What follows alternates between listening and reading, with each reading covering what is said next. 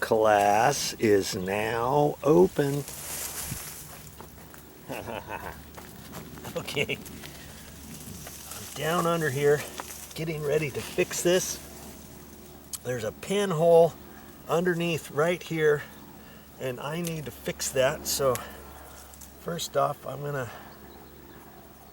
kind of mark where that is, and it was from another sprinkler pipe, snapped off, and the section is underneath here, the little coupling. So I'm gonna have to cut that out, and I'm gonna put a 5/8 compression coupler in there. Okay, I know this pipe is 5/8. I've already checked it out, and so I'm just gonna take my snips and I'm gonna cut this out. And I might cut that. No, that's about right. Okay, now I want you to see what's inside this pipe. It's the back side of the coupling that snapped off. You see there? That is the little section of coupling. So I couldn't, if you see something that gets snapped off like that, you know there's no way you want to push that in with your little tool and put another coupling on there, because this little goodie right here is going to get into your sprinkler line. Okay, and that could cause havoc. It could plug up one of your other tubes, and then some of your plants could start dying. Okay, we don't want that, do we? Okay, this tube is coming. Oh, it's coming from underneath. I don't know why they put them underneath, but this one is underneath again, and it zipsy doodles on over to here. Okay, so I'm gonna have to decide what do I want to do with this one. I don't really want to move it too much, because if I do, it could snap off. This stuff is 25 years old, it's brittle.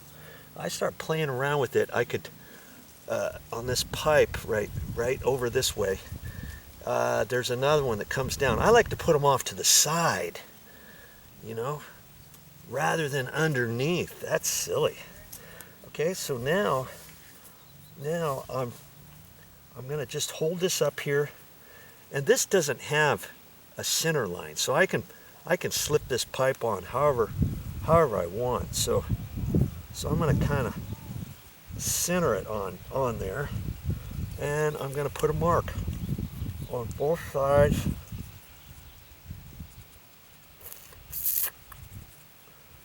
And that'll tell me how far I should slide this on both directions. Okay.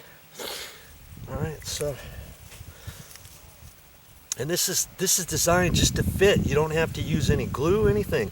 It's called a compression fitting, and there's a concave area in there, so you got to make sure you get the right size. Some main drip irrigation pipes are 5/8, some are 1/2 inch, some are 3/4. Okay, so how am I going to do this? I guess I'm gonna do it with my left hand here, and you see, it's kind of hard to get on at first. Good grief. And it's almost like, is it the right size? Well, yes, it is the right size. If you measured it before, I should be on the other side because I'm right-handed, and it's easier for me to do it with my right hand. But once you get it started, now you kind of walk it back and forth, and I can do that to my mark. Okay. There, right there. Okay, that's the first step. Now raise it up, get it in there. Oh, is your mouth just right? And kind of walk it on there. Okay, there. Done it. I did it. I got it marked on both sides. And I like to put the marks on there first. Okay? And that's it. Now, if you want to check that, you want to check your project, you can turn your bubblers on manually, turn it on, and let it go through there and see, and you should see that is not going to leak. That should not leak if it was the right size. Okay? and the 1/8" tubing, or 3/16 that had snapped off, I looked to see where it went. It went down to nowhere. Used to be a plant there years ago, and it had died off, so I don't have to install a new line. Now, if that line was going to a plant, I would simply take my little tool, punch it in there, put a coupling off of there, use my 1/4" tubing, and put a bubbler wherever I need to go. Okay, and away you go. And that's a quick fix for how to repair your main drip irrigation pipe. Okay, that's it. Hope you learned something. Now, here's one last tip for you. Before you make your repair, if this line is down in the ground 5-6 inches and you have to dig it out and it's muddy and stuff like that, you want to wipe your pipe off so that you can get your marks, and you want to make sure you've got it lifted up and you have enough room on both sides of it so you can lift it up, kind of like how I did, to get it in there. Okay, and make sure you do not, important thing is to make sure before you cut it with your cutters, and I just happen to use these sheet metal cutters, and those worked out really good. You could use tin snips or electrical cutter, hacksaw, whatever. Okay, but it's important before you do that to make sure no mud gets in your line. You get any little bits of mud and granules in there, what's going to happen is when you turn this back on, whichever way uphill it's going to go, that mud and grit could go in and it could get lodged into one of your drip bubblers on down the line. And maybe after a while, after you do your repair, a couple months later, you see that something's dying. It might be because one of your bubblers is clogged up. Now you're going to have to find out. You're going to have to check your bubblers, turn your bubblers back on, turn your sprinklers back on, check your bubblers, make sure they're all working.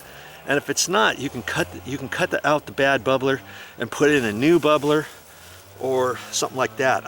I'm not sure if you can actually clear out a clogged bubbler, how hard that is, because the bubblers don't cost you that much at the store, and you can get a 10-pack, and that's what I like. I try to do.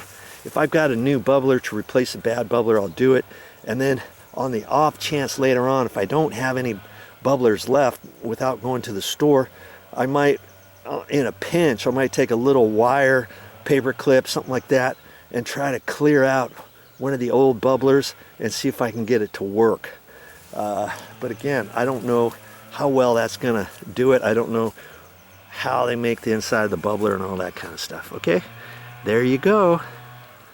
I hope you enjoyed the video.